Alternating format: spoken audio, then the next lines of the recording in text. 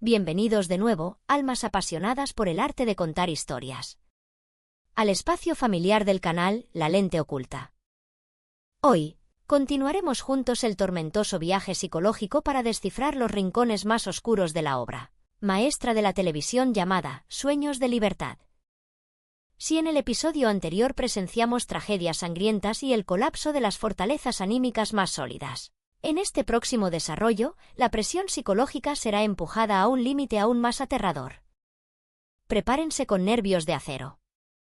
Porque lo que está a punto de ocurrir no son solo tensas batallas mentales, sino también la exposición descarnada del ego humano ante la frontera entre la vida y la muerte. El amor.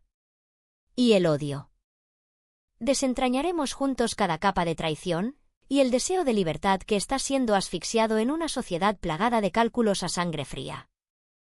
Para no hacerles esperar ni un segundo más, entraremos de inmediato en la narración y el análisis detallado de los acontecimientos de este episodio. Sumamente asfixiante. El incidente en la clínica y la preocupación de Salva. El episodio comienza con una atmósfera tensa que envuelve la sala médica, donde el doctor Miguel atiende con dedicación la herida en la cabeza de Mabel. El doctor Miguel informa amablemente que ha tenido que darle un total de 4 puntos de sutura, pero que, gracias a la anestesia, Mabel no sentirá demasiado dolor en este momento. Las suaves palabras de Miguel son como un intento de aliviar el trauma físico y mental que la joven acaba de sufrir. Sin embargo, el médico también advierte que el dolor podría regresar durante la noche, y le aconseja que vaya al hospital para ser monitoreada y recibir analgésicos especializados. Ante esta sugerencia razonable y profesional, Mabel se opone de inmediato. Y con vehemencia. La chica, con su naturaleza terca y fuerte, intenta restar gravedad al asunto explicando que su desmayo no se debió a la gravedad de la herida, sino simplemente a que padece fobia a la sangre. La negativa de Mabel a ir al hospital refleja una clarísima psicología de evasión de la realidad. No quiere convertirse en una paciente débil. No quiere que el incidente se exagere. Y lo más importante, no quiere que quienes la rodean, especialmente su familia, utilicen esto como excusa para separarla a ella y a Salva. El doctor Miguel, con una mirada llena de ansiedad, tiene que recurrir a la intervención del hombre que está de pie a su lado. Este hombre es Salva, quien lleva consigo un tormento incesante al creer que él mismo es la causa del accidente de la mujer que ama. Salva también está de acuerdo con el doctor Miguel, y trata con todas sus fuerzas de convencer a Mabel de ir al hospital para garantizar su absoluta seguridad. Sin embargo, Mabel sigue negándose rotundamente y afirma que quiere ir a casa para ser cuidada por su familia.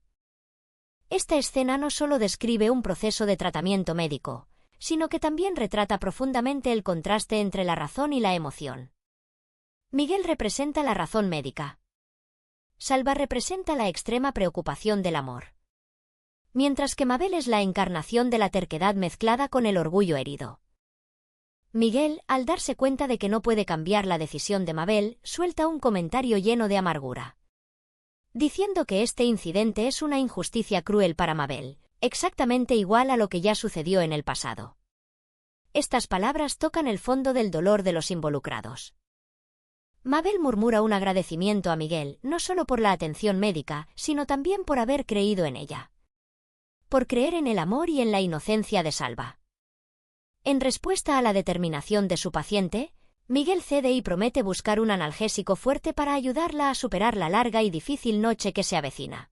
La historia continúa con un espacio más privado y silencioso entre Mabel y Salva. Este silencio no brinda en absoluto una sensación de paz, sino que, por el contrario, se tensa por los malos presentimientos. Salva, con una mirada llena de dolor y autorreproche, le pregunta en voz baja a Mabel si siente mucho dolor. Y pronuncia una frase que estruja el corazón del público, que desearía haber sido él quien recibiera ese brutal ataque. Esta frase revela un amor incondicional. Un sacrificio supremo que Salva siente por Mabel. La conciencia de un hombre que alguna vez llevó el estigma de presidiario lo carcome ferozmente al ver a la mujer, que ama soportando la violencia en su lugar. Salva expresa su terror absoluto de que los atacantes no los dejen en paz, y teme que acompañar a Mabel siga atrayendo el peligro hacia ella. En respuesta a la excesiva ansiedad de Salva, Mabel muestra una actitud sorprendentemente resiliente. Tranquiliza a su amante con una perspectiva aguda y marcadamente clasista, que esos matones seguramente están temblando de miedo, porque se han metido con la hija de un poderoso director financiero. Mabel cree que el paraguas protector de su familia será un escudo inquebrantable. Sin embargo, Salva, con la experiencia de alguien que ya ha probado la crueldad del fondo de la sociedad, descarta rápidamente ese pensamiento ingenuo. Advierte que aquellos que han conspirado para destruirlos no se detendrán hasta lograr su objetivo final, que es expulsarlo de esta tierra. En contraste con el pesimismo de Salva, Mabel declara con fuerza que nunca lograrán su objetivo, y que ambos lucharán codo con codo hasta el último momento. El clímax del estancamiento ideológico se alcanza cuando Salva, con amargura, toma una decisión de concesión. Tendrá que cerrar la cantina antes de tiempo. Mabel se alarma de inmediato y se opone a esta decisión, porque comprende que la cantina no es solo su medio de vida, sino también el honor y el esfuerzo de años de Salva. Salva admite con amargura la trágica realidad de que ya no se ve la sombra de ningún cliente en la cantina. Mabel intenta encender una frágil chispa de esperanza, diciendo que cuando todos se den cuenta de que Salva no tuvo nada que ver con el robo en la fábrica, regresarán. Sin embargo, Salva echa inmediatamente un jarro de agua fría sobre esa creencia al recordar la cruel verdad de que la fábrica, tarde o temprano, será reubicada. Y que el cierre de la cantina es solo cuestión de tiempo. Salva, con la madurez dolorosa que dan los tropiezos, ofrece una profunda filosofía, que a veces la acción más sabia y valiente es saber dar un paso atrás en el momento adecuado, aunque el mundo lo juzgue como cobardía. Mabel, comprendiendo el corazón del hombre que ama, pregunta con tristeza si acaso está tomando esta dolorosa decisión de retroceder solo porque quiere proteger su seguridad, el juramento tóxico de la niñera Antonia y la pesadilla de Álvaro. Alejándonos del espacio asfixiante y lleno de lágrimas de la pareja Salva y Mabel, la lente de la cámara nos devuelve al entorno lujoso pero frío de la mansión familiar. La escena parece tener una falsa paz cuando Antonia está presente junto al pequeño Juanito, que acaba de ser bañado. La dulce voz de Antonia resuena elogiando al niño en su pijama perfumado, listo para una buena noche de sueño. Doña Begoña, la madre llena de preocupaciones, aparece y le da las gracias a Antonia. Begoña le pide a Antonia que cuide a Juanito un momento para que ella pueda ir a la habitación a darle las buenas noches a su hija mayor, Julia. Begoña planea regresar y llevarse a Juanito a dormir a su habitación con ella. Antonia se muestra sorprendida y le pregunta amablemente a Begoña si está segura de querer dormir con el bebé, ya que el niño podría llorar e interrumpir su sueño. Begoña reafirma su decisión con firmeza y explica que, después del terrible shock psicológico de la tarde, cuando pensó que había perdido a su hijo, se siente más segura teniéndolo a su lado. El pánico de una madre que ha experimentado el dolor de perder a un hijo en el pasado ha creado un feroz instinto de protección. Antonia finge comprender y expresa su profundo remordimiento por el incidente de la tarde. Begoña, con indulgencia y cansancio, descarta todas las sospechas, afirmando que todo se ha aclarado y aconsejando a Antonia que no se preocupe más. Cuando Begoña se marcha, dejando a Antonia a solas con el niño, la máscara de ángel bondadoso de la niñera se hace añicos de inmediato, dando paso a una oscuridad espeluznante. Antonia abraza a Juanito y comienza a murmurar palabras inquietantes.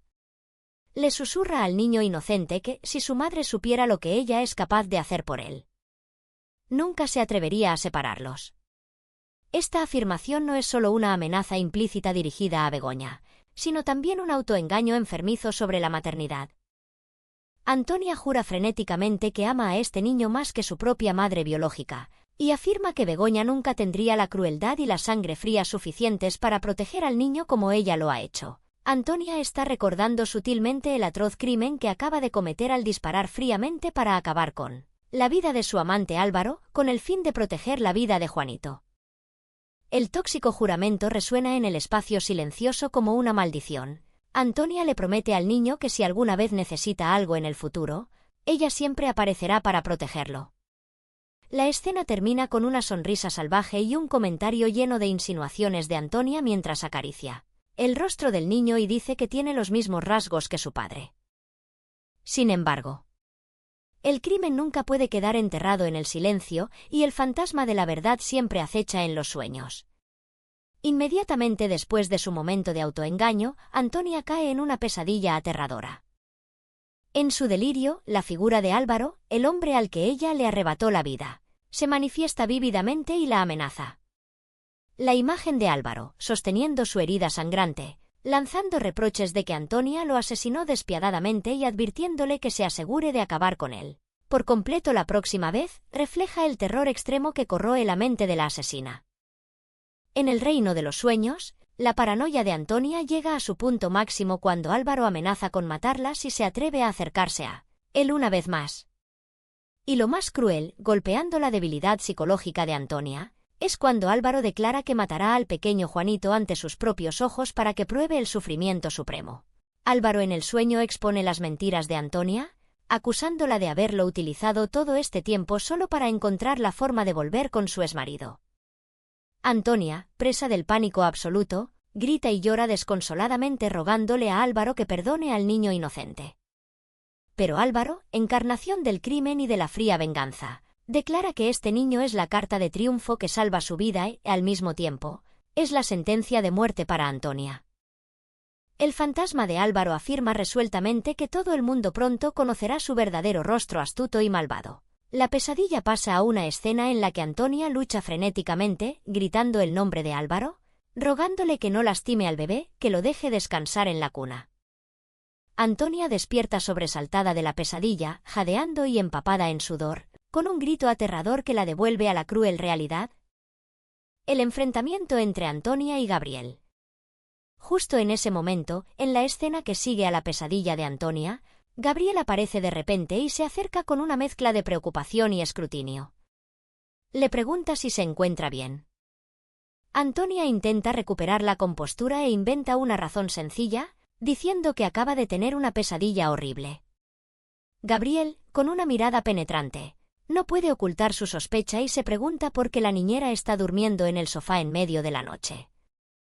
Este encuentro conlleva un peso psicológico tremendo, ya que Antonia es, en realidad, Beatriz, la exesposa que está usando la fachada de niñera para infiltrarse en la familia de Gabriel. Antonia se excusa torpemente diciendo que se despertó en medio de la noche, no podía volver a dormir, así que bajó a la sala a leer un libro y se quedó dormida accidentalmente. La torpeza de Antonia no puede engañar a un hombre tan calculador como Gabriel. Él se le queda mirando con unos ojos que parecen querer penetrar todos sus secretos más oscuros, acorralándola sin rodeos al decirle que conoce muy bien su carácter y que está seguro de que ella esconde un enorme y oscuro secreto. La declaración de guerra de Gabriel hace que Antonia se sienta acobardada, pero ella reacciona de inmediato con una actitud defensiva y malhumorada, preguntando por qué la mira con esa expresión tan extraña. Antonia intenta ocultar su miedo con una sonrisa de desprecio, llama loco a Gabriel y finge que no pasa nada.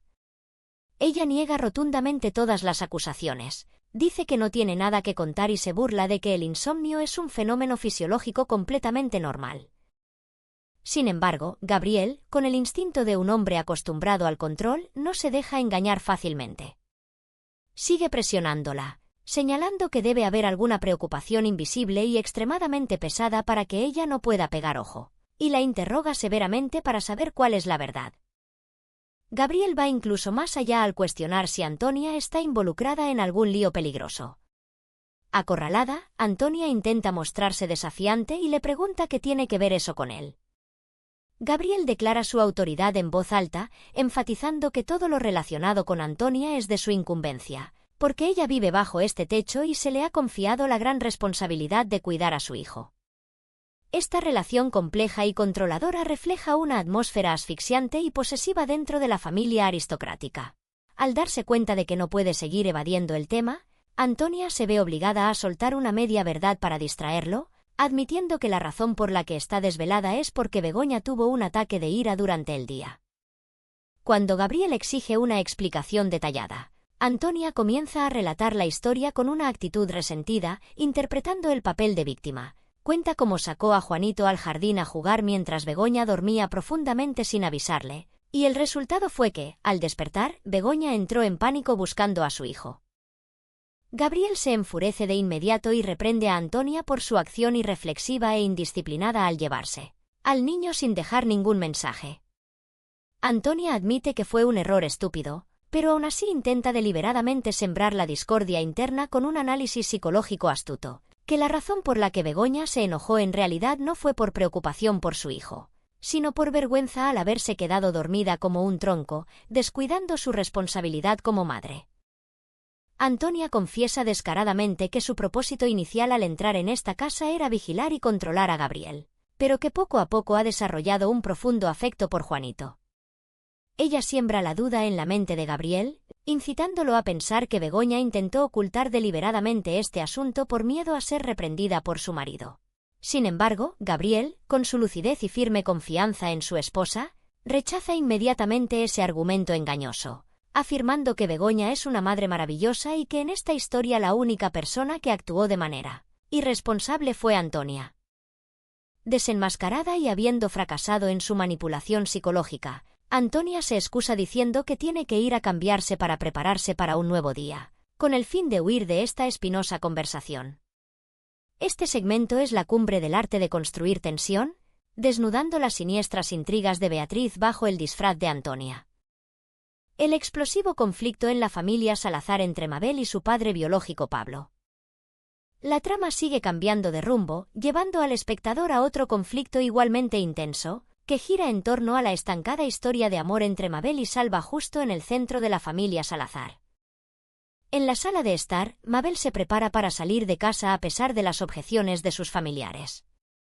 Su hermano mayor alza la voz para recordarle a Mabel los consejos médicos del doctor Miguel, advirtiendo sobre el riesgo de mareos y pérdida de equilibrio que podrían ocurrir en cualquier momento tras un traumatismo craneal.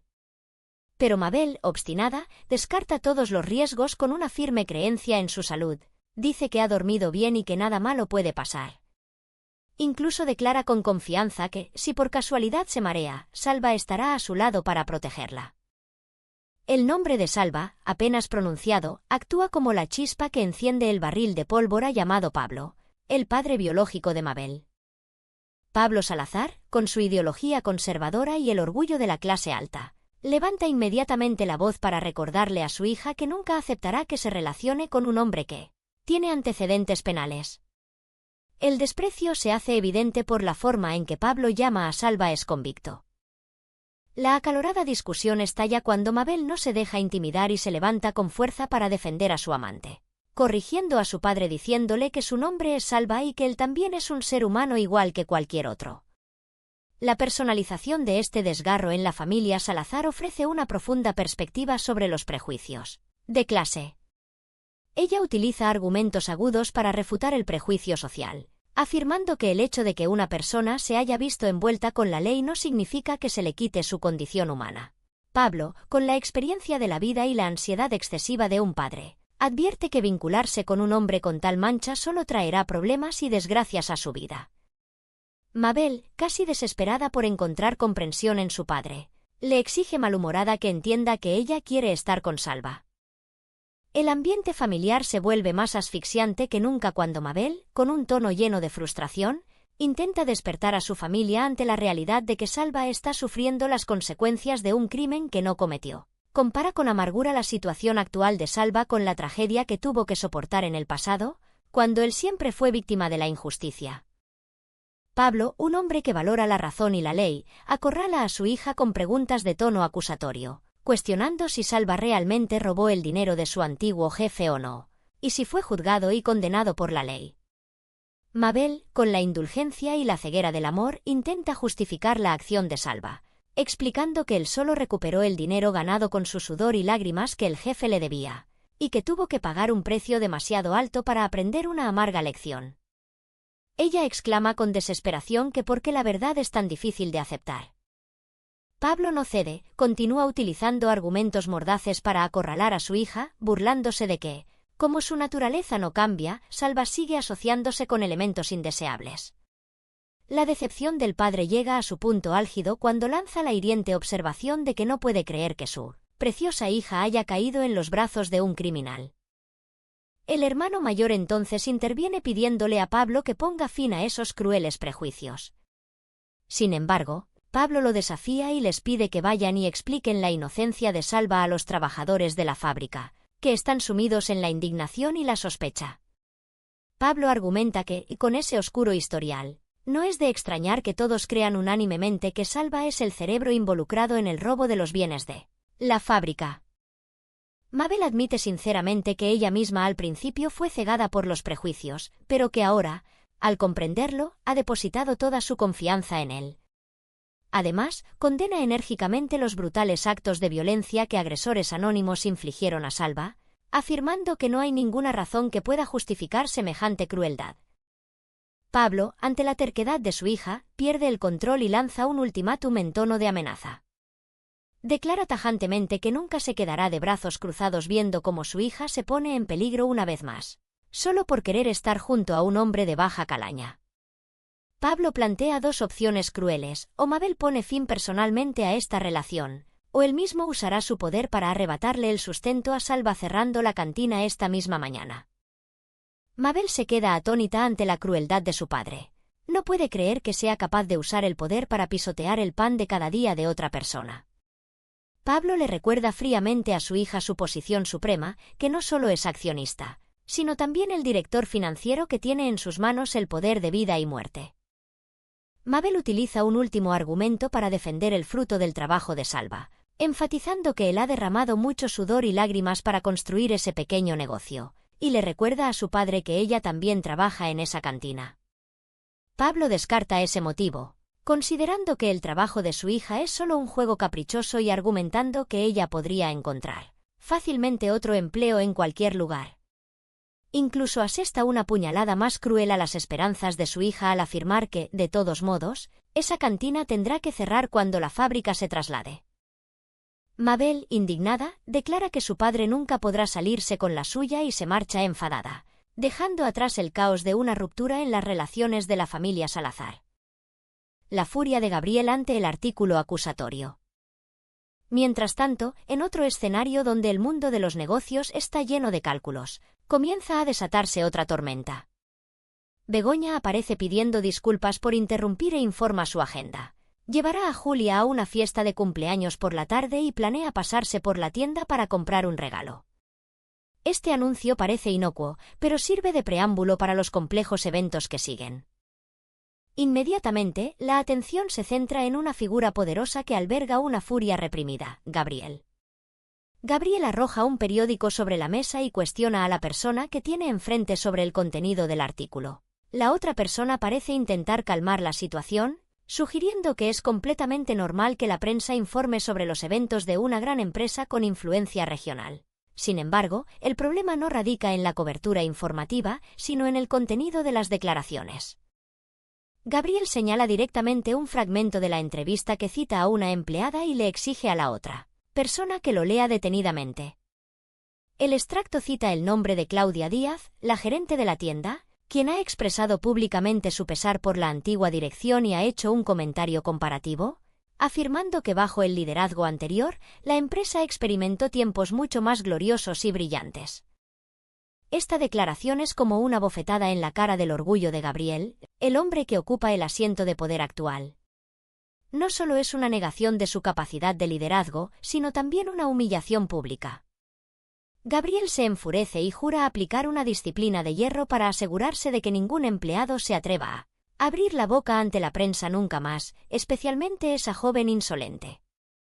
El enojo de Gabriel no se detiene en la empleada, sino que también apunta al reportero que escribió el artículo, a quien desprecia tildándolo de escritorzuelo barato. Gabriel se siente agraviado porque el artículo insinúa que él es culpable de haber fracasado al intentar convencer a los socios franceses de que mantengan la fábrica en Toledo. El interlocutor parece no estar de acuerdo con Gabriel y considera que esas reacciones son completamente justificadas ante el riesgo de colapso de la empresa, criticando abiertamente a Gabriel por haber usado todo tipo de trucos para llevar a la compañía a la bancarrota. Gabriel se defiende en voz alta diciendo que ha agotado todas sus fuerzas para mantener la supervivencia del negocio y argumenta que todo estaba en vías de recuperación cuando, de repente, ocurrió el catastrófico robo, asestando un golpe mortal a todos sus esfuerzos. Siente que es injusto que lo culpen de todas las calamidades, desde el traslado de la fábrica hasta el robo de los 2 camiones. Gabriel se burla de lo absurdo de la opinión pública al creer que una empresa gigantesca pueda colapsar solo por la desaparición de un par de vehículos. Gabriel pide la comprensión de su interlocutor, esperando que, al menos una vez, esta persona pueda ponerse de su lado y entender sus enormes ambiciones de convertir a Perfumerías Brosarden, uno de los conglomerados más poderosos de la nación. Pero esas hermosas justificaciones no pueden ocultar la cruda realidad. La otra persona le recrimina en la cara a Gabriel que ha cosechado un resultado completamente opuesto, ya que la empresa actual ha perdido su alma y el espíritu de dedicación fundamental que alguna vez tuvo. El debate cambia a un tema más sensible relacionado con los fantasmas del pasado. Gabriel responde con una pregunta a la defensiva sobre la certeza de esas afirmaciones. El otro enfatiza que el declive comenzó desde que la familia Merino se fue, y especialmente, desde que Gabriel usó trucos para obligar a Damián a renunciar a su puesto. Al mencionar a Damián, Gabriel revela una profunda envidia y resentimiento. Compara su situación con la de Damián, burlándose de que Damián tiene la libertad de hacer lo que quiera, incluso casarse con la viuda de su propio socio al que empujó al suicidio, mientras que a Gabriel mismo se le ha negado el derecho a ser perdonado. El interlocutor analiza de forma incisiva que la diferencia fundamental radica en que Damián al menos sabe sentir remordimiento y arrepentimiento por los pecados cometidos, y eso lo hace digno de respeto, mientras que Gabriel siempre es obstinado y culpa a los demás. Gabriel acepta con amargura la realidad de que se ha convertido en el blanco de los ataques de todos los estratos sociales, desde las personas en el poder hasta una simple dependienta como Claudia. Cuando se le pregunta si tiene la intención de despedir a Claudia, Gabriel mantiene una actitud fría y misteriosa, diciendo que no es asunto de nadie más interferir y concluye fríamente la conversación. Esta escena desenmascara el rostro del frío capitalismo, donde el poder y los intereses personales siempre se anteponen, y la verdad a menudo es distorsionada o encubierta mediante la intimidación. La impactante confesión de Nieves a Pablo. Paralelamente a las turbulencias en la empresa, la serie nos devuelve a los prolongados conflictos familiares de los Salazar. Pablo y su esposa Nieves están en medio de una discusión de vida o muerte. Pablo le reprocha a Nieves su actitud desdeñosa e irrespetuosa anterior. Nieves se justifica diciendo que ella no es quien inicia estas batallas verbales y critica a Pablo por ser demasiado irascible. Pablo señala el error de su esposa al haber apoyado ciegamente a Mabel, consintiendo una relación tóxica con alguien que tiene antecedentes penales, sin importarle el daño que eso pueda causar.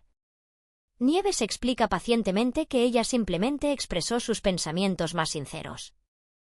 Pablo siente que su orgullo masculino ha sido herido al ser contradicho por su esposa frente a sus hijos, disminuyendo la autoridad del pilar de la familia. Nieves intenta calmarlo, asegurándole que ella también está tan preocupada por su hija como él, pero cree que todos los problemas requieren una solución más diplomática y razonable. Sin embargo, estos desacuerdos sobre cómo criar a los hijos son solo la punta de un iceberg gigantesco. Pablo parece ya no importarle el asunto de Mabel, cambia a un tema mucho más oscuro y aterrador. Con un tono grave, Pablo obliga a Nieves a responder una pregunta de vida o muerte: si la reciente anomalía en su estado psicológico se debe a la preocupación por Mabel o a la aparición del padre Agustín. Un silencio aterrador envuelve la habitación. Pablo le recuerda que Nieves evadió la respuesta el día anterior, y eso solo refuerza las peores sospechas que poco a poco se van aclarando.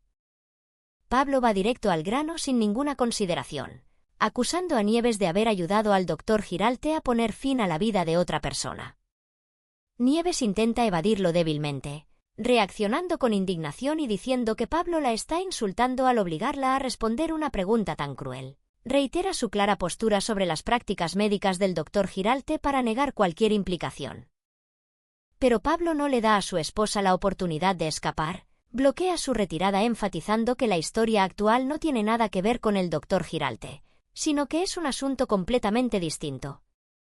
Pablo lanza el golpe decisivo, arrinconando a Nieves con una pregunta directa e innegable: si ella fue quien ayudó a la doctora Luz Borrell a realizar el acto de eutanasia para acabar con la vida del propio padre de la doctora, y exige una respuesta clara. Llevada a un punto en el que no puede soportar más. El muro de defensa psicológica de Nieves se derrumba por completo. En la más profunda desesperación, ella grita repetidamente la palabra sí con una amarga aceptación. Nieves confiesa todos sus pecados, que fueron sus propias manos las que ayudaron a Luz a poner fin a los días de extrema agonía de aquel pobre hombre. El sí resuena trágicamente, desgarrando la fachada perfecta de una familia respetable y exponiendo un secreto impactante que podría destruir toda su reputación y empujar a Nieves a la cárcel. Esta escena es la cúspide del arte de construir conflictos psicológicos, donde las nociones de moralidad, ética, ley y humanidad chocan de manera despiadada. La confesión de Nieves no es una liberación, sino el comienzo de una cadena de tragedias aún más crueles que están a punto de caer sobre su familia. La verdad sobre la salud de Manuela en la clínica del Dr. Miguel. La historia pasa a un espacio algo más ligero, pero que refleja de manera auténtica el sufrimiento de los trabajadores pobres. En la clínica médica suena un golpe en la puerta y entra una joven. El Dr. Miguel, a pesar de estar en su tiempo de descanso, amablemente indica que puede dedicarle un poco de tiempo a la paciente. La joven explica que la persona que necesita ser examinada no es ella, sino su tía Manuela, que se siente terriblemente mal de salud. El Dr. Miguel, por hábito profesional, se dispone a buscar el historial médico, pero la sobrina agita la mano e informa que es la primera vez que visitan esta clínica. Manuela entra y continúa la frase de su sobrina con un tono rústico mezclado con un poco de orgullo humilde, diciendo que esta es solo la segunda vez en su vida que va a ver a un médico, porque siempre ha tenido una salud de hierro. El Dr. Miguel guía a la sobrina para que lo ayude a completar la información básica en un nuevo expediente médico. El intercambio de información se desarrolla con detalles cotidianos y humorísticos, ya que la sobrina no sabe exactamente la edad de su tía, y Manuela tiene que declarar ella misma que tiene 53 años. Cuando el médico le pregunta sobre el uso de medicamentos, Manuela afirma que nunca ha tomado ningún tipo de medicina occidental, excepto en un par de ocasiones en las que tomó analgésicos comunes para el dolor de cabeza. Sin embargo, Manuela confiesa sinceramente el uso de algunos remedios herbales tradicionales. La ingenuidad de la clase trabajadora se hace evidente cuando Manuela describe con vacilación que el propósito de esa hierba es ayudar a ir al baño con facilidad, y el Dr. Miguel usa el término profesional para llamarlo laxante. El médico pregunta si el estreñimiento es la razón por la que acude a la consulta. Manuela comparte honestamente que no vino por voluntad propia, sino porque la obligaron su sobrina y el conductor, Eduardo. Ella alberga un sentimiento de rendición y pesimismo, creyendo que su enfermedad ya no tiene cura. El Dr. Miguel comienza el proceso de diagnóstico pidiéndole a Manuela que describa sus síntomas. Manuela se queja de un agotamiento extremo y relata un incidente del día anterior, cuando estaba tan cansada que se quedó dormida en la silla mientras cocinaba, lo que hizo que todos entraran en pánico. El médico continúa indagando sobre la calidad de su sueño. Manuela se lamenta de que su sueño últimamente es terrible, muy diferente de su capacidad de dormir profundamente nada más acostarse que tuvo durante toda su vida anterior. Junto con el insomnio, están los dolores agudos que le calan hasta los huesos y que la atormentan todos los días. La sobrina, astutamente, le recuerda a su tía que cuente sobre el síntoma de sudoración anormal. Manuela, con su falta de conocimiento sobre medicina, pregunta sorprendida por qué la sudoración tendría algo que ver con el dolor en las articulaciones y los huesos. El Dr. Miguel le explica amablemente que él es el especialista encargado de conectar los síntomas, y le pide a Manuela que describa en detalle esos sudores. Manuela los describe como sofocos, una ola de calor ardiente que recorre su cuerpo y aparece de repente, para luego dar paso a escalofríos.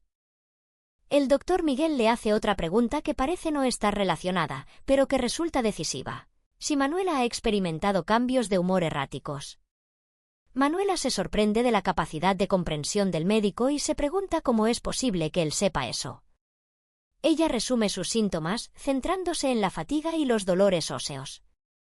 Miguel profundiza en el análisis del dolor para distinguir claramente entre el dolor óseo y el dolor articular.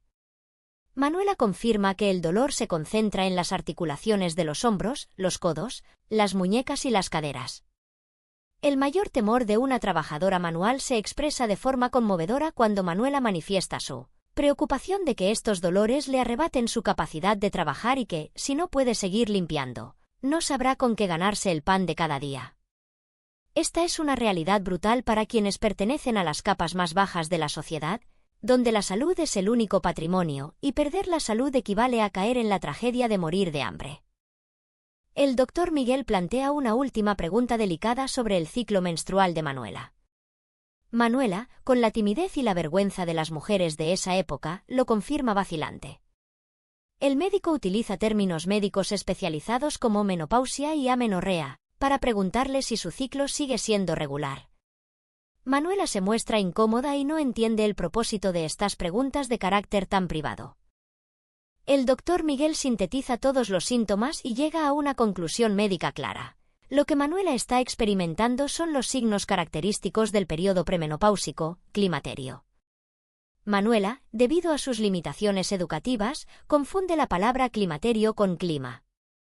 Miguel se lo vuelve a explicar amablemente con un término más comprensible, menopausia, y aclara que es una etapa fisiológica natural cuando una mujer supera la edad reproductiva. Las explicaciones del doctor Miguel ayudan a Manuela a liberarse de un enorme peso psicológico.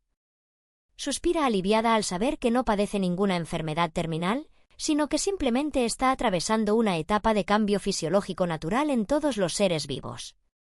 Manuela reprocha de manera adorable por qué nadie le habló antes de estos cambios, para evitarle tener que albergar un miedo atroz durante todo este tiempo. La falta de educación sexual y reproductiva para las mujeres en la antigua sociedad queda claramente expuesta, a través de este detalle.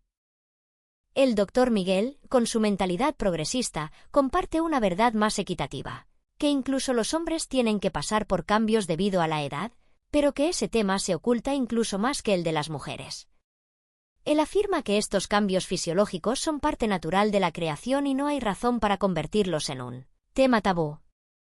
La sobrina le recuerda a Manuela que responda a la pregunta del médico sobre su ciclo menstrual. Manuela confiesa sinceramente que su cuerpo ha pasado por un año muy irregular y que su ciclo ha desaparecido por completo en los últimos meses. El médico continúa comprobando los cambios de peso. Manuela ríe y niega haber subido de peso, argumentando que, con el trabajo físico agotador de la mañana a la noche, no tiene oportunidad de acumular grasa. El doctor Miguel le reafirma que las fluctuaciones de peso también son una parte inevitable del proceso menopáusico y le aconseja que no se preocupe demasiado, porque todos los síntomas molestos desaparecerán automáticamente cuando su cuerpo se adapte por completo a esta nueva etapa. Manuela bromea diciendo que el médico se está refiriendo a la etapa de la vejez. El doctor Miguel anima a Manuela diciéndole que aún le quedan muchos años de servicio antes de llegar a la edad de jubilación y que perfectamente puede continuar con su trabajo sin enfrentar ningún obstáculo de salud grave. Al recibir la rotunda confirmación de un profesional médico, Manuela se alegra como si hubiera encontrado oro, considerando que esa es la mejor noticia que ha escuchado en su vida. Se siente aliviada por no llevar en su interior la semilla de ninguna enfermedad perversa. Aunque todavía siente un poco de aprensión, Manuela agradece sinceramente al médico por devolverle la paz a su alma. Manuela y su sobrina se van llenas de alegría. La sobrina no olvida enviar su más profundo agradecimiento al médico por su dedicación y amabilidad. Salva rompe despiadadamente con Mabel. La narrativa entrelaza la verdad médica de Manuela con la cruel verdad amorosa de Mabel. En un rincón escondido, Salva y Mabel continúan con su persistente discusión. Mabel se queja de la obstinación e irracionalidad de su padre, revelando que él ha amenazado con usar su poder para cerrar la cantina si Salva no la deja en paz. Ella le pregunta indignada a Salva si no le parece que ese abuso de poder es algo anormal. Salva, con un corazón lleno de tolerancia y una profunda falta de autoestima, le responde con una amarga comprensión. Él opina que las acciones de Pablo nacen del amor de un padre que quiere lo mejor para su hija, y Salva admite que él no es ese lo mejor. Salva analiza la situación actual con una mirada realista, señalando que el ambiente que los rodea es extremadamente tóxico y hostil. Mabel intenta tranquilizar a su amante diciendo que su padre es un perro que ladra pero no muerde, que habla mucho pero que nunca le haría daño realmente. Mabel asegura que a ella no le importa en absoluto cómo su padre pueda castigarla. Pero Salva es diferente, lo que le quita el sueño no es su propia seguridad, sino el daño que podría caer sobre Mabel. Teme que la opinión pública maliciosa use palabras venenosas y actos violentos para destruir la vida de la joven. Mabel declara enérgicamente que desafiará todos los chismes y que no le importa lo que diga la gente. Salva intenta dibujar el peor de los escenarios posibles, en el que Mabel podría quedar completamente aislada, repudiada por toda su familia y amigos. Mabel niega rotundamente ese futuro, confiando en el apoyo de su familia, a excepción de su autoritario padre. El contraste entre la fiera inocencia de Mabel y la ansiosa experiencia de Salva crea una trágica y contradictoria historia de amor. Justo cuando la alegría de la trabajadora pobre acababa de florecer, la tragedia del amor llega a su clímax. En la cocina desierta, Salva toma la decisión más cruel y dolorosa de su vida.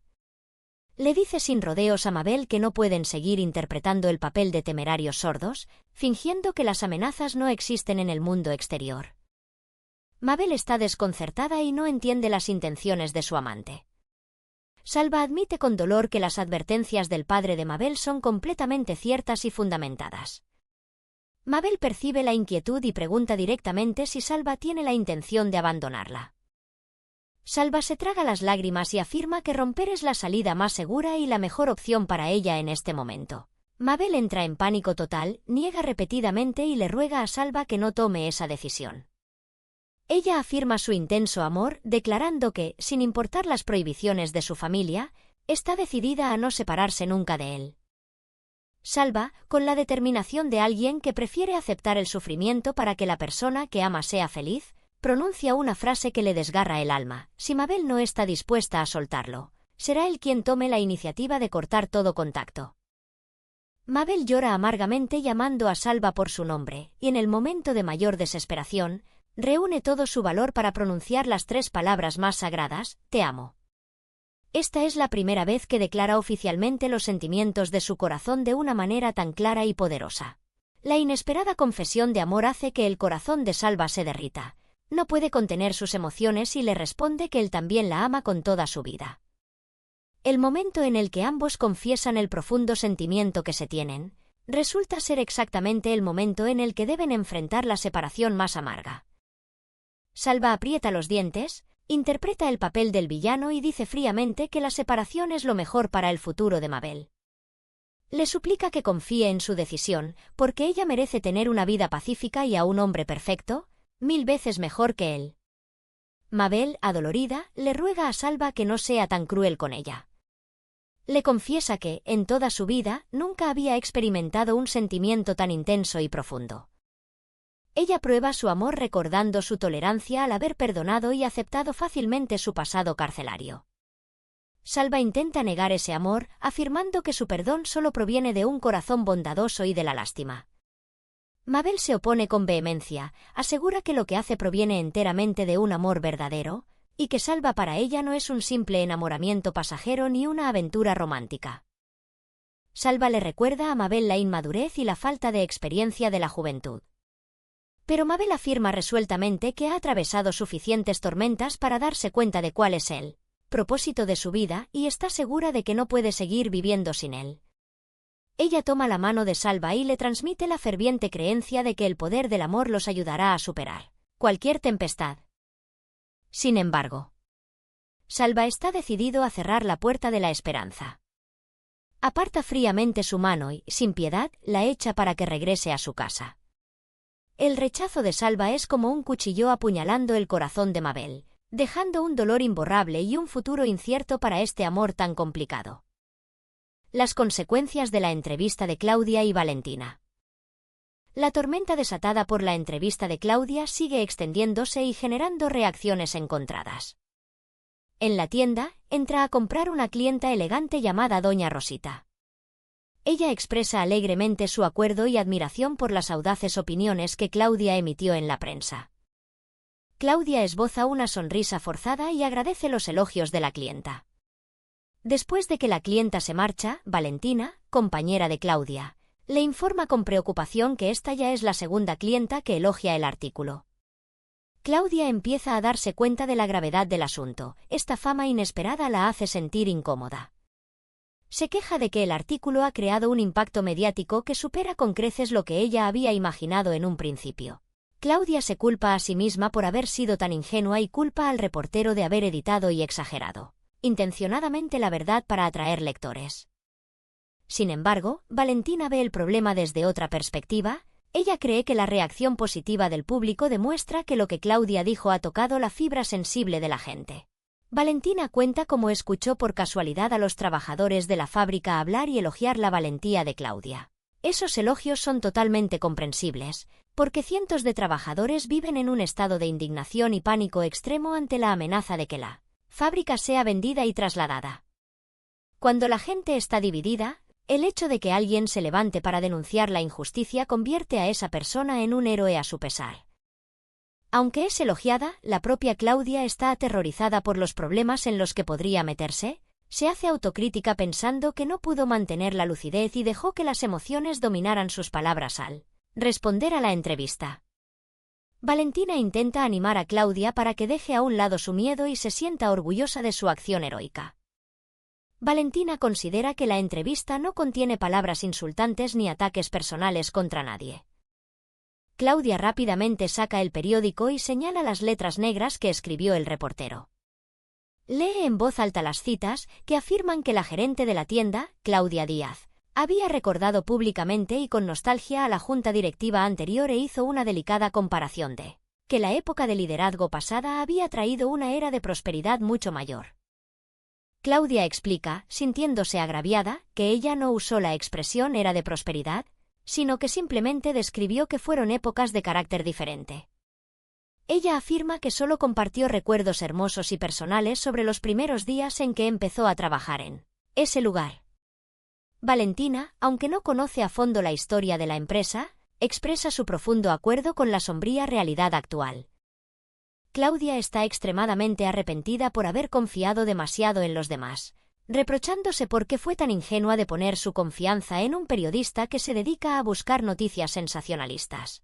Valentina analiza la situación desde una perspectiva más macro, señalando que la amenaza de cierre de una fábrica de tamaño gigantesco, con tanta importancia para el desarrollo de la región, es un evento de vida o muerte para la economía local.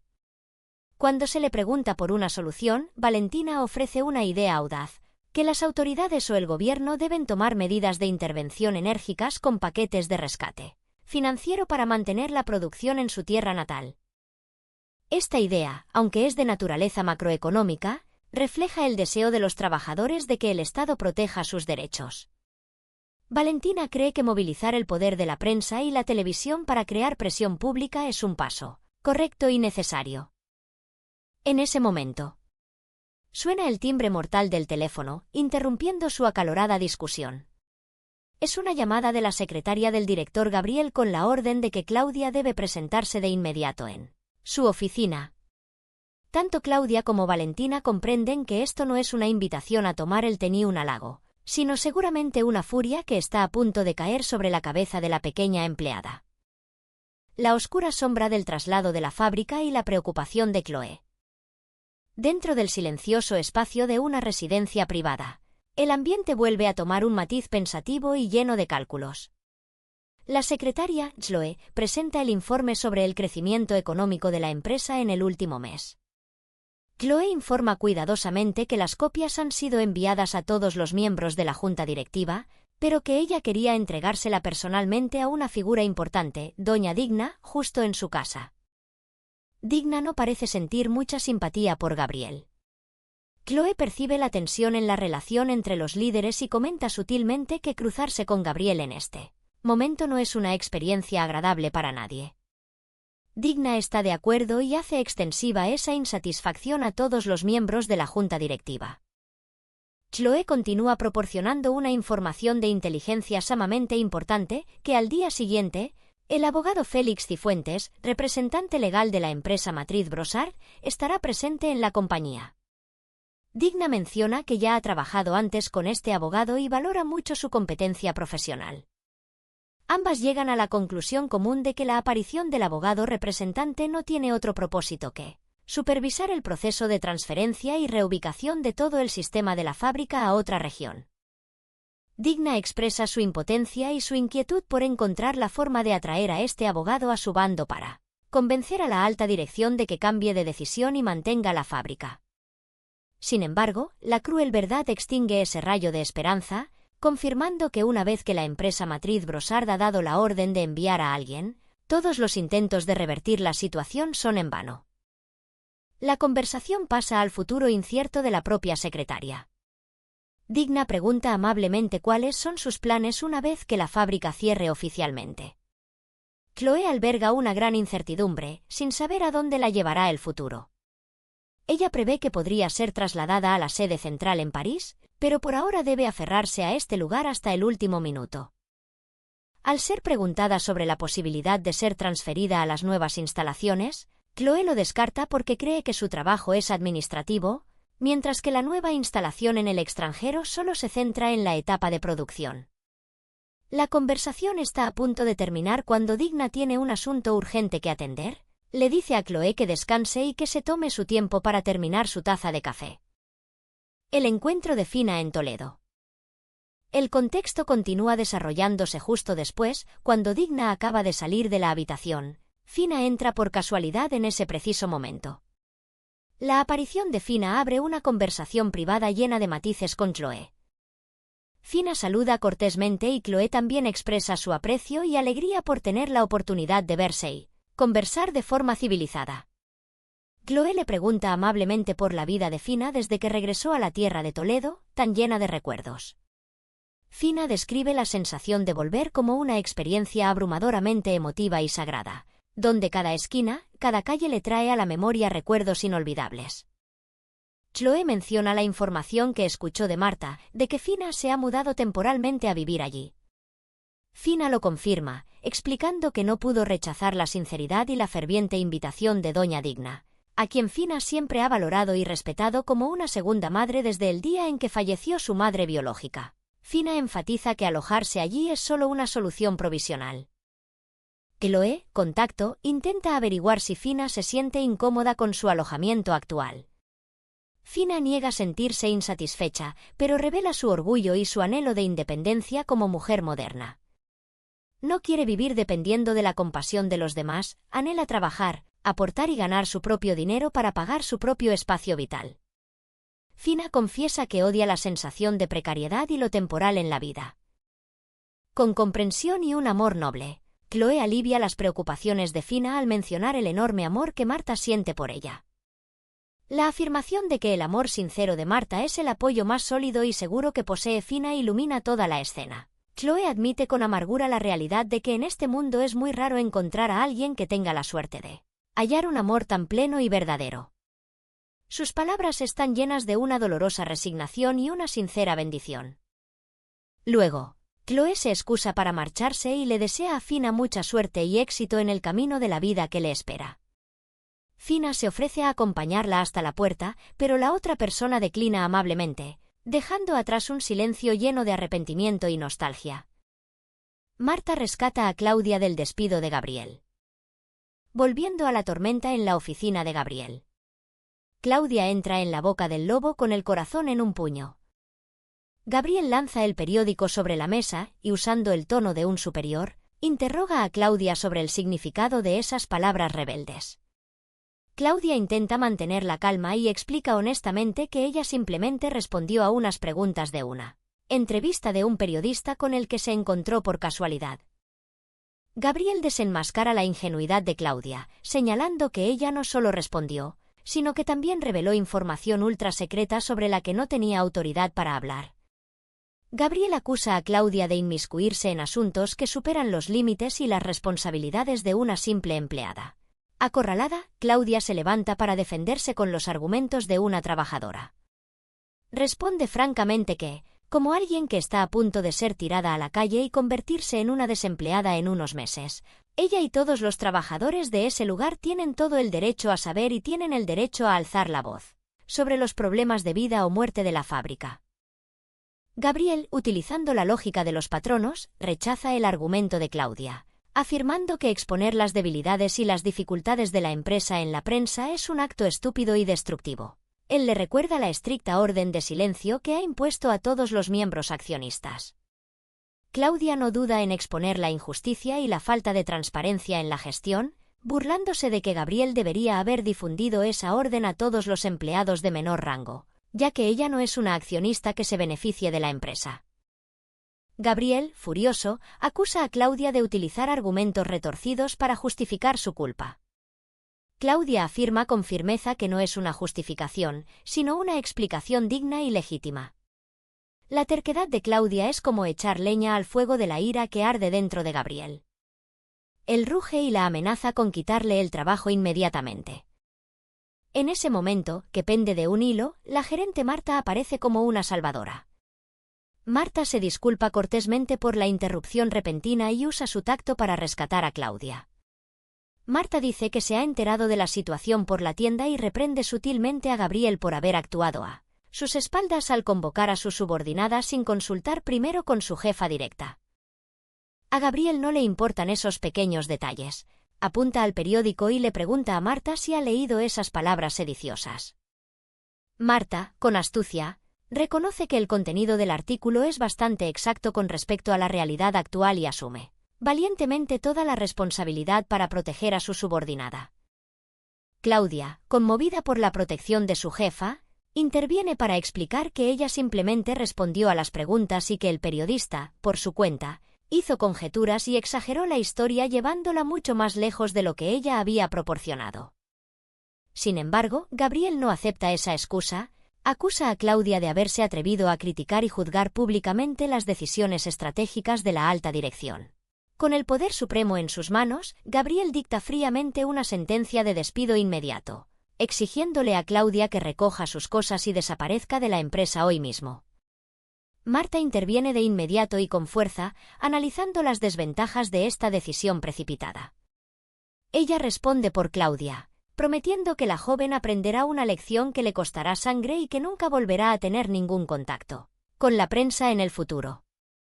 Gabriel, movido por el rencor personal, rechaza esa garantía y le ordena a Marta que busque inmediatamente un reemplazo para el puesto de gerente de la tienda.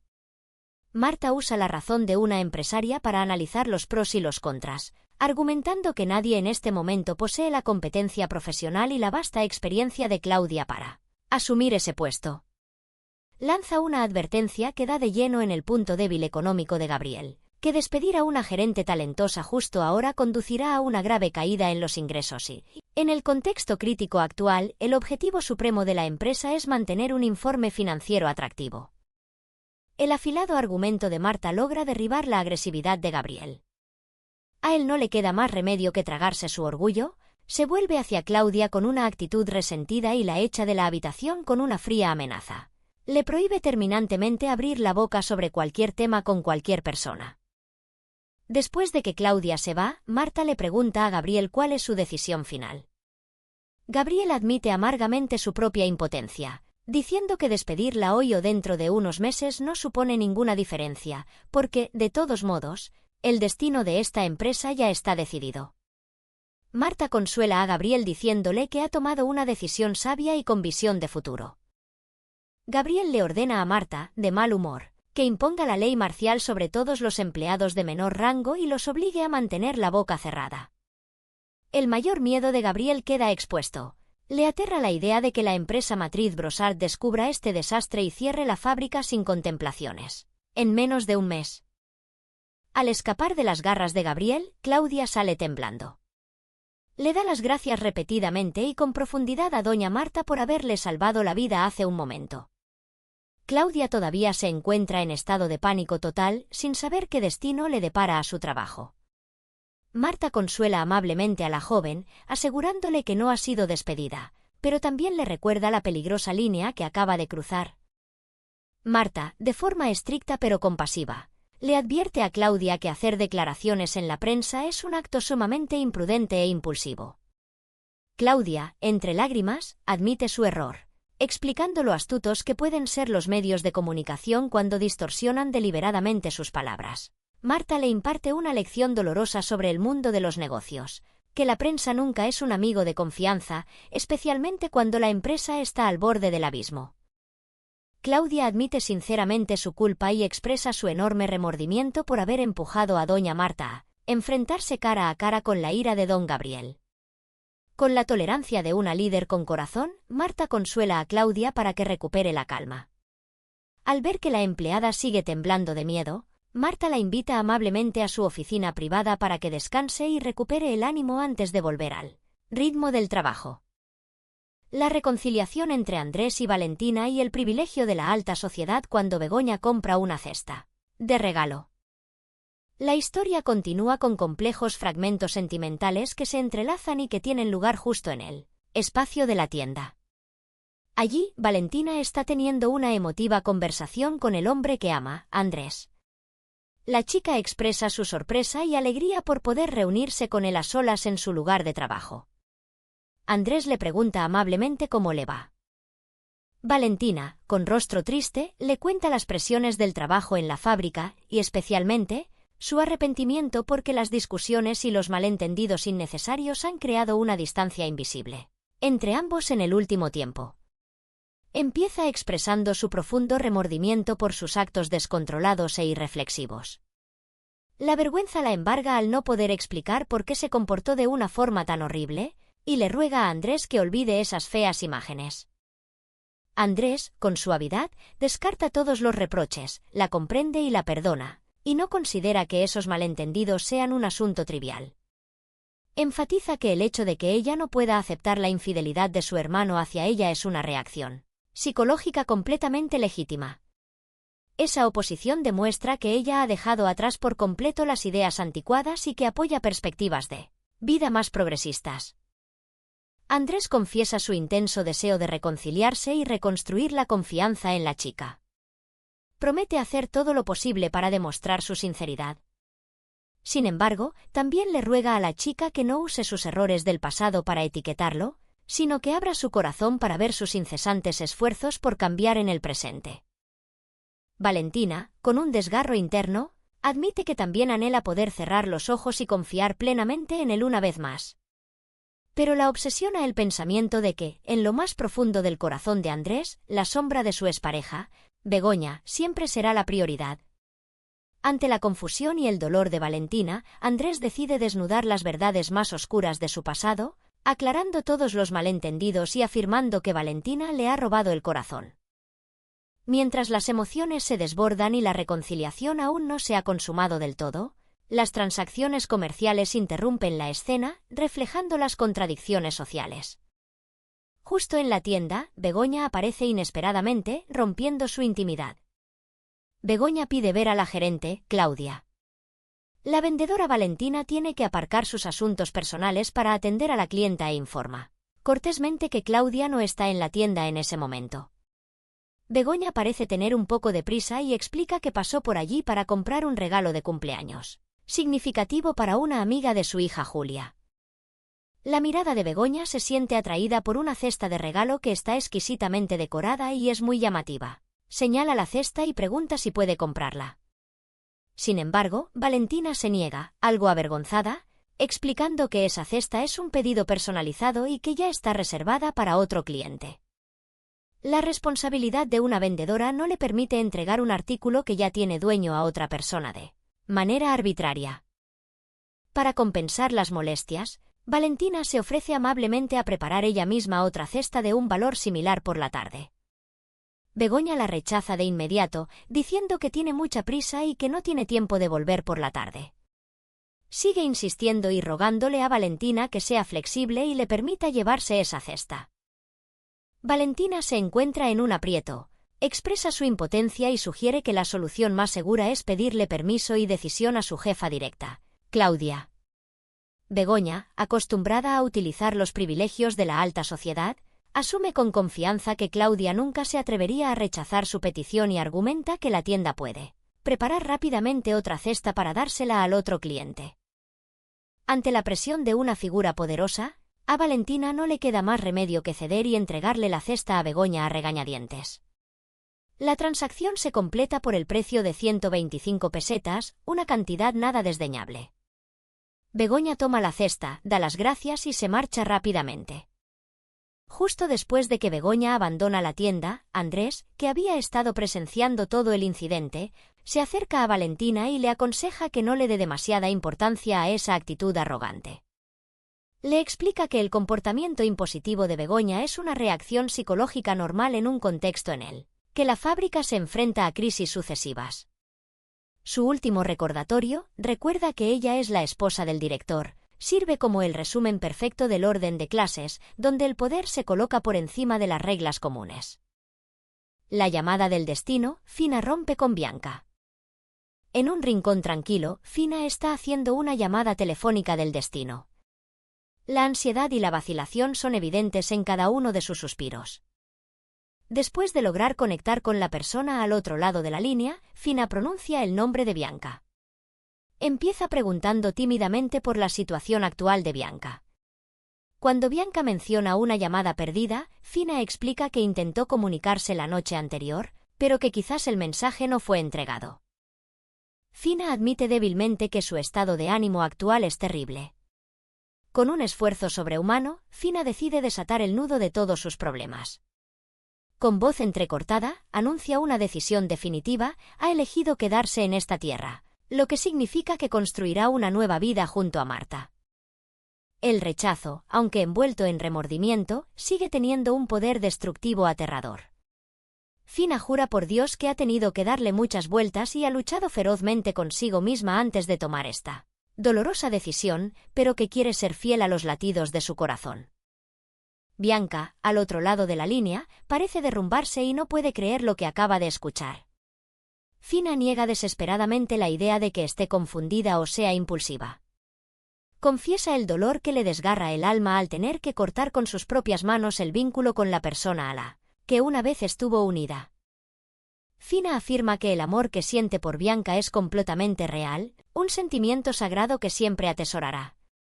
Admite que el tiempo que estuvieron juntas fueron los días más hermosos y resplandecientes. Fina no tiene ningún reproche para Bianca, toda la culpa es suya. El llanto ahogado de Bianca a través del auricular es como cuchillos apuñalando el corazón de Fina. Fina le ruega impotente a Bianca que no llore y le pide que no la haga sentir más culpable. La única y más cruel razón para esta traición es la verdad de que el corazón de Fina siempre ha llevado grabada la imagen de Marta. Esta última confesión cierra oficialmente toda esperanza para Bianca. El grito desesperado de Fina pronunciando su nombre cae en el silencio del vacío, anunciando un final trágico. El tormento de Fina y el consejo de Digna. Después de finalizar la llamada del destino, Fina se derrumba por completo. Digna, la mujer con el corazón bondadoso de una madre, aparece trayendo una taza de té de jengibre caliente para consolar el alma sangrante de Fina. Este gesto de cariño y atención evoca los tranquilos recuerdos de cuando Fina aún era una niña pequeña. Digna, sintiendo lástima, le pregunta por el dolor con el que carga Fina. Fina, entre lágrimas, confiesa que acaba de poner fin a su relación con Bianca con sus propias manos.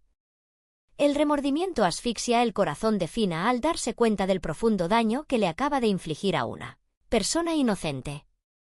Fina llora y se lamenta de que Bianca no merecía en absoluto sufrir un final tan injusto y doloroso. Digna la acaricia y le aconseja que intente superar el dolor. Fina comienza a confesar los motivos ocultos de su psicología. Admite que había intentado engañarse a sí misma, convenciéndose de que volver con Marta era una decisión equivocada. El motivo de esta evasión surge del hecho de que la relación entre ella y Marta siempre está rodeada de innumerables dificultades, barreras y complicaciones. Fina compara amargamente esas penurias con la paz, la tranquilidad y la facilidad de estar al lado de Bianca. Bianca le proporciona comodidad y una aceptación total tanto de su personalidad como de su condición.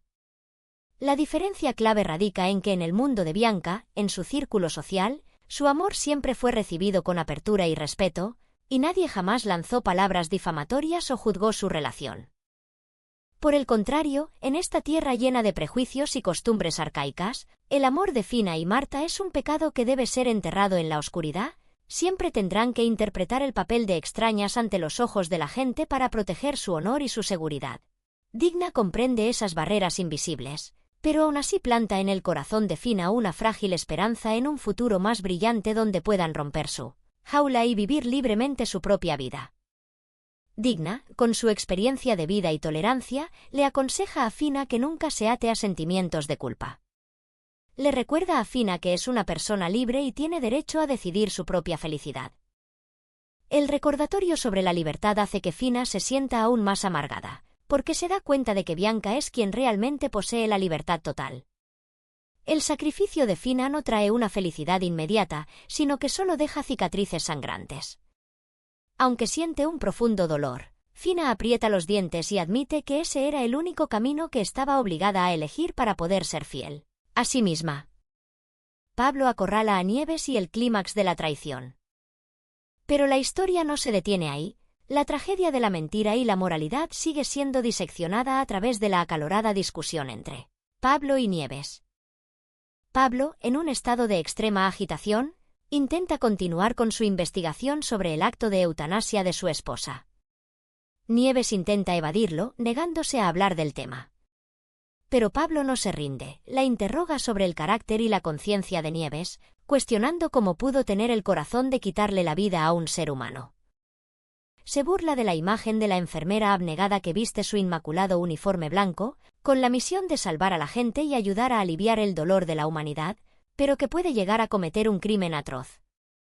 Nieves no se acobarda, responde con un argumento incisivo, diciendo que la línea entre la ley y la moral es sumamente fina y que violar unas frías disposiciones legales no es sinónimo de cometer un crimen contra la conciencia. Pablo se ríe despectivamente, burlándose de la arrogancia de su esposa por arrogarse el derecho de juzgar como si fuera una legisladora o, incluso, de interpretar el papel de Dios. Le pregunta si la doctora Luz Borrell fue el cerebro que la instigó a hacer esto. Cuando Nieves lo confirma, Pablo sigue presionándola, preguntándole por qué esa doctora no lo hizo con sus propias manos. Nieves lo explica desde la psicología humana, diciendo que acabar con la vida de un padre con las propias manos es una barrera moral insuperable, por lo que el padre se arrepintió de esa petición. Nieves justifica su intervención como un acto que surgió de la compasión, queriendo liberar a padre e hija. Pablo ruge de indignación, no entiende por qué su esposa fue tan estúpida como para arriesgar su propia libertad y su futuro para cargar con las culpas de unos extraños. Nieves utiliza la muerte como argumento para afirmar que la muerte es un destino ineludible para cualquiera.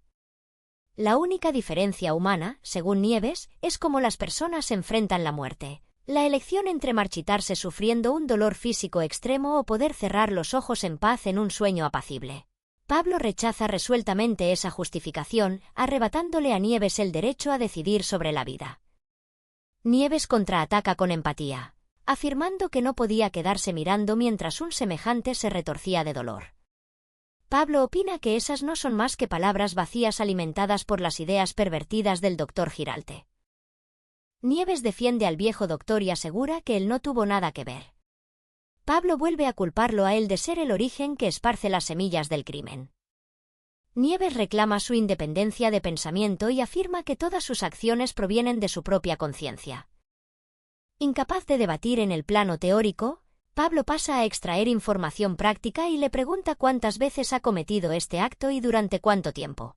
Nieves responde que su silencio se debió al propósito de proteger a su marido de problemas legales. Esta razón no apacigua la ira de Pablo, sino que aviva el fuego de la traición. Pablo le reprocha a Nieves por haber sido cobarde al escudarse tras él, dejando que él saliera a ciegas a proteger su honor ante las críticas del público. La hipocresía de Nieves repugna a Pablo, quien la llama hipócrita. Pablo escarba en el pasado y utiliza su propia tolerancia de antes para condenar el encubrimiento de los pecados de su esposa en el presente. Nieves sigue intentando enmarcar su culpa como si fuera solo un problema de conciencia personal que no involucra a nadie más. Pablo le recuerda que él y sus hijos tuvieron que soportar la humillación de la sociedad para luchar y protegerla, pero que, a cambio, solo recibieron un engaño despreciable. Las inminentes consecuencias de su acto ilegal aterrorizan a Pablo. Está horrorizado ante la perspectiva de que Nieves tenga que ir a prisión y de las crueles repercusiones que eso tendrá sobre la reputación y el futuro de su familia. Nieves cree ciegamente que el vínculo de sangre ayudará a sus hijos a comprender la acción de su madre.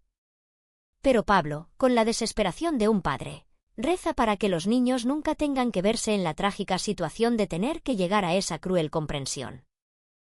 El monumento a la esposa ejemplar y noble a los ojos de Pablo se ha derrumbado por completo, dejándole con un dolor infinito por el mayor error de su vida. Las últimas piezas del rompecabezas. El final de los subtítulos transcurre con breves escenas de transición, pero llenas de intenciones ocultas. Fina le envía su más sincero agradecimiento al Dr. Miguel por el atento cuidado hacia su tía Manuela.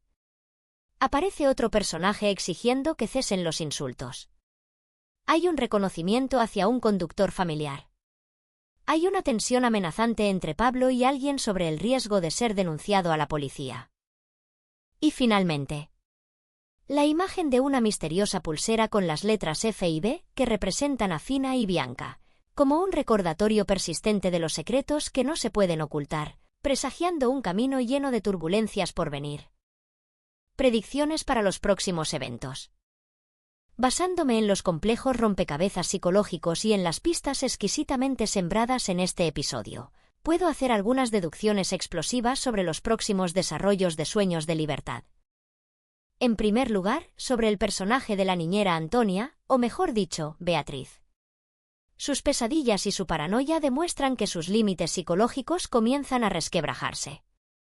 El hecho de que esté obsesionada con el pequeño Juanito ya no es solo una fachada, sino que se ha convertido en un apego enfermizo. Predigo que Antonia cometerá locuras para apoderarse del niño o utilizará al propio bebé como rehén cuando la policía descubra todos sus crímenes relacionados con el asesinato de Álvaro. La aparición de Gabriel y sus sospechas son una bomba de relojería que hará pedazos la máscara de esa mujer.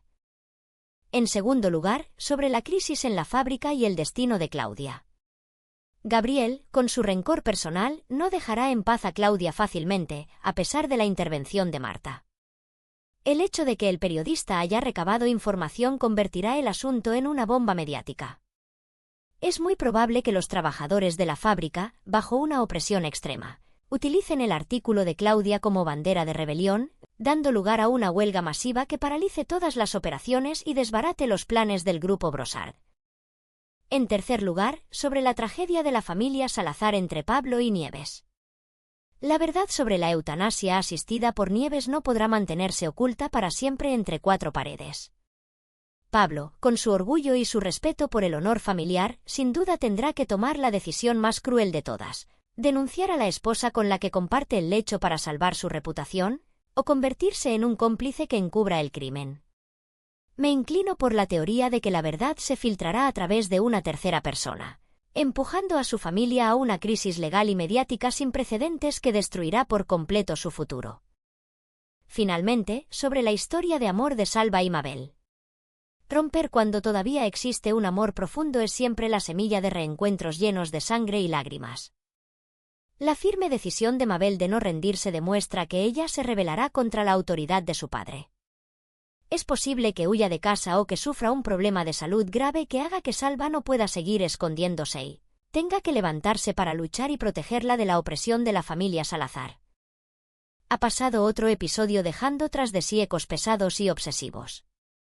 Sueños de Libertad no es solo una serie de entretenimiento, sino también un prisma que refleja las facetas más crudas de una sociedad profundamente dividida en clases, donde el amor, la libertad y el deseo de ser uno mismo siempre son asfixiados por los prejuicios, el poder y los oscuros secretos. ¿A dónde irán a parar los destinos de estas pequeñas personas en el torbellino de esta crueldad? A ustedes, los perspicaces espectadores de La Lente Oculta, ¿qué opinan sobre la decisión de Salva de romper? ¿Están de acuerdo con la acción de Nieves de interferir con la vida humana? ¿Y hasta cuándo podrá Beatriz seguir ocultando su espantoso crimen? Por favor, dejen sus comentarios y sus profundos análisis justo debajo del vídeo para que podamos desglosarlos y debatirlos juntos. No olviden pulsar el botón de suscribirse al canal de La Lente Oculta para no perderse ninguno de nuestros vídeos de análisis en el futuro. Gracias por acompañarnos siempre. Adiós y hasta la próxima.